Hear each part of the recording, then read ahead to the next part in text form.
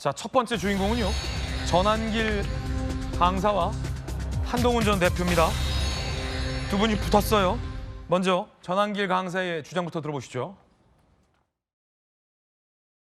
제가 용어 정리부터 좀 하고 싶어요. 그분들은 음모론자다, 부정선거 이러는데 저는 극우다 이러지 않습니까? 네. 탄핵 정부에서 집회에 갈 때도 언제나 저는 민주주의 절차에 따라서 평화, 네. 화합, 그냥 그런 걸 언제나 지켜왔는데 따라서 극우론자라는 자체도 맞지 않다고 생각하고요. 부정선거 음모론자가 하는데 부정선거의 주체가 누구죠? 선관위 아닙니까? 부실관리도 많이 남아있는데 이대로 가자는 한동훈이나 그런 사람들은 부정선거 옹호론자라고 생각하고 전한길은 네. 부정선거에 대해서 개혁론자, 네. 부정선거에 대해 척결론자 이렇게 부르는 게 맞다고 생각해요. 오히려 지금 있는 걸 듣고 가자는 자는 부정선거 옹호론자가 아닌가. 극우가 아니다라는 겁니다. 극우는 프레임이라는 겁니다. 자, 그러자 한동훈 전 대표가 이렇게 비판했습니다. 극우 프레임이 아니라 극우 맞다라는 겁니다. 불법개혁 옹호, 부정선거 선동, 극우 프레임이 아니라 극우 맞다. 국민의힘의 극우 정당화를 우려하는 목소리가 나오는 건 당연하다라고 비판합니다. 전한길 강사의 입당을 두고 내용이 여전합니다. 특히 전한길 씨를 두고 김문수 후보와 한동훈 전 대표의 입장이 나뉘어요. 당대표 안 나온다고 했다가 나온다고 말 바꾼 김문수 전 장관. 전한길 씨는 이미 입당, 절차에도 하자 없다. 생각다른 사람 올 수 있다. 두둔합니다. 한동훈 전 대표. 지금 이 순간에도 윤석열을 지키자, 부정선거 밝히자 선동하는 세력은 극우다. 비판하고 있습니다. 두 사람의 입장이 달라요. 자, 한동훈 전 대표 쪽 입장을 같이 하는 안철수 의원은 이렇게 얘기했습니다. 들어보시죠. 김문수 후보께서 당대표 선거 출마를 선언했습니다. 김 후보께서는 대선 직후 우리 당을 쓰레기 더미로 표현했습니다. 그 말이 맞는다면 그 쓰레기를 청소하는 혁신이 필요한 것으로 이해했습니다. 청소는커녕 윤어게인, 부정선거, 계몽령을 옹호하는 사람들까지 당을 열어 수용하고자 했습니다. 친길 당대표가 되려고 하시는 것입니까? 당대표 당선만을 위해 혁신도 극단 세력과의 결별도 어느 것 하나 하지 않겠다고 한다면 도대체 무엇을 하겠다는 것입니까? 다시 국민에게 선택받을 수 있는 길은 단 하나, 해체 수준의 혁신, 환골 탈퇴 수준의 개혁뿐입니다. 그러자 원내 지도부가 참전합니다. 극우 프레임이라는 건 해당 행위라는 겁니다. 송원석, 한 사람의 입당을 빌미로 당의 극우 프레임을 씌우거나 극단적 표현을 사용하는 건 해당 행위. 그러자 한동훈 전 대표, 절박한 우려의 목소리를 해당 행위라면서 입틀막하는 거다. 전선이 넓어집니다. 조규현 변호사님, 누구 말이 맞습니까? 이 장면에서는 한동훈 전 대표의 손을 들어주고 싶네요. 그냥 일반 국민의 상식적 관점에서 한동훈 대표 말이 맞죠. 지금 국민의힘이 어떻게 이 지경까지 왔는지 참 안타까운 마음이 들 정도인데요. 이제 거의 지금 국민의힘과 관련된 이슈와 메시지는 전한길 씨가 주도해 가고 있습니다. 전한길이냐 아니냐가 국민의힘 미래와 관련된 의제가 돼버린 상황 자체가 너무 우스꽝스러운 거죠.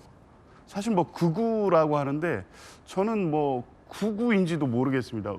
적어도 이념적 어떤 뭐가 있을 때 우익을 붙이고 거기에 극단적일 때 극우가 이렇게 규정될 수 있을 텐데 전한길 씨는 어떤 맥락이 없잖아요. 그냥 이 상황에 맞는 아무 주장을 그냥 한 일종의 망상가에 가깝지 이념적으로 포장해줄 만한 그런 내용들을 가지고 지금 정치적 주장을 하고 있나 이런 생각이 들거든요. 그런데 어찌됐든 입당을 했고 지금 8월 22일 전당대회 관련해서 전한길 씨의 메시지가 당의 어떤 지금 미래와 관련된 직접적인 의제가 돼버린 이 상황을 이제 다 자초한 일이기 때문에 해소되기가 쉽지 않을 것 같아요. 근데 엊그저께 청년들 중심으로 토론회도 했더라고요. 그 자리에도 전한길 씨가 있었습니다.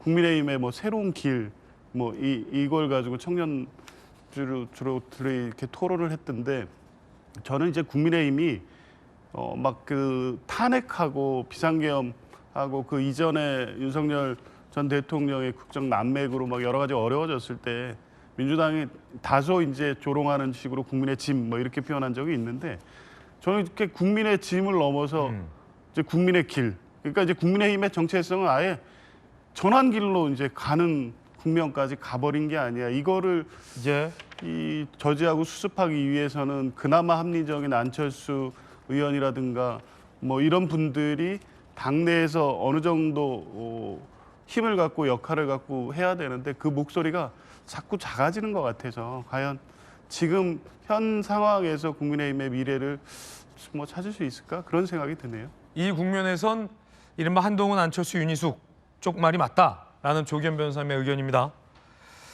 자, 윤희숙 혁신위원장이 오늘 저희 채널A 라디오 쇼 정치 시그널에 출연을 했습니다. 들어보시죠. 밖에서 우리 당과 연관되지 않은 상태에서 뭐 10만을 양성하시든 뭐 큰 관심은 없어요. 근데 이미 우리 당원이라고 공표가 났고 뭐든 하시는 말씀이 당에 영향을 미치기 위해서 하시는 말씀이잖아요. 거기에 대해서는 당 지도부가 분명한 입장에 있어야 된다고 생각합니다. 당 지도부가 지금 굉장히 오락가락하고 있어요. 리셋코리아 갔다가 비난받으니까 몰라서 갔다. 혁신에 대해서도 열심히 의지 있다 그랬다가 눈높이보다 더 높으니까 지연시키고 뭉개고 의총 논의도 지금 안 이루어지고 있는 거 아닙니까? 바로 이런 모습들이 극우 기회주의예요. 우리나라에서 지금 극우라 그러면 국민들이 누굴 떠올립니까? 윤석열 대통령이 극우 선봉이에요. 당이 다시 신뢰를 얻기 위해서는 그거를 정확하게 끊어내야 돼요. 선명하게. 김관선 변호사님. 극우냐 아니냐. 그런데 부정선거 음모론으로 또 비상계엄을 계몽이라고 하면서 정당성을 부여하고 그러면서 그 중심에 내란죄 우두머리라고 할 수 있는 윤 전 대통령을 옹호하고 다시 어게인 해야 한다고 하는 걸로 선전선동하는 이런 반지성적, 반이성적 이런 걸 우리가 극우라고 하는 거예요. 그 송원석 원내대표가 당의 극우 프레임을 씌운다고 그러는데 당의 극우 프레임을 씌우는 게 아니고 당의 일부 인사들에 대해서 극우적이라고 지적을 하는 거거든요. 이 극우적인 것을 국민의힘이 벗어나지 못하면, 탈피하지 못하면 이건 희망이 없는 거예요.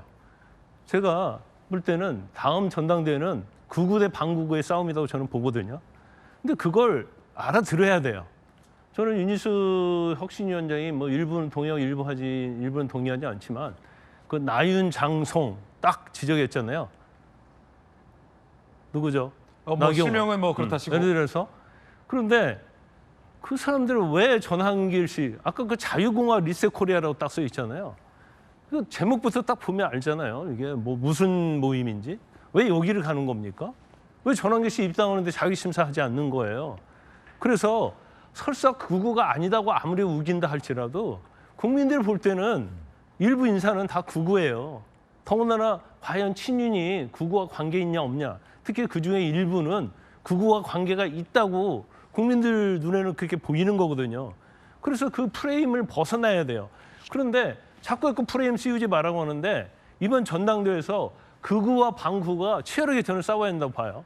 그 여기서 반극우가 이겨야만이 국민의힘에 미래가 있고 희망이 있는 것이지 만약 여기서 뭐 김문수 뭐 전 후보랄지 어떤 극우적인 사람들이 당을 장악하게 되면 제가 볼 때는 보수나 국민의힘이 희망이 없다고 보거든요. 그래서 오히려 이 치열한 싸움이 오히려 비상계엄과 탄핵의 강을 건너는 데 있어서는 도움이 될 것이다.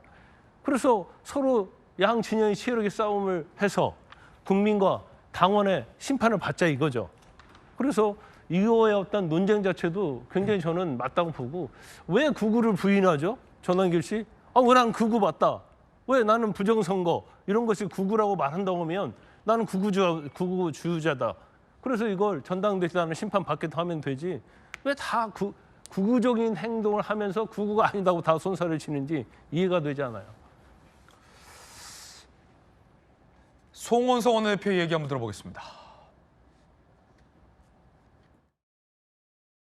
최근에 전한길 씨 입당 문제와 관련해서 여기저기 많은 의견들이 있습니다. 여러 가지 논의를 한 것 중에 전한길 씨 문제와 관련해서 그동안의 여러 가지 은행에 대해서 조사를 확인을 좀 하고 우리 당헌 당규에 적절하게 조치할 방안이 있는지를 지시를 이미 한 바가 있습니다. 이번에 오늘 또다시 우리 비대위 비공개 회의에서 서울시당으로 하여금 전한길 씨의 은행에 대해서 조사 검토해서 별도로 보고하도록 그렇게 오늘 다시 한번 지시를 내렸습니다.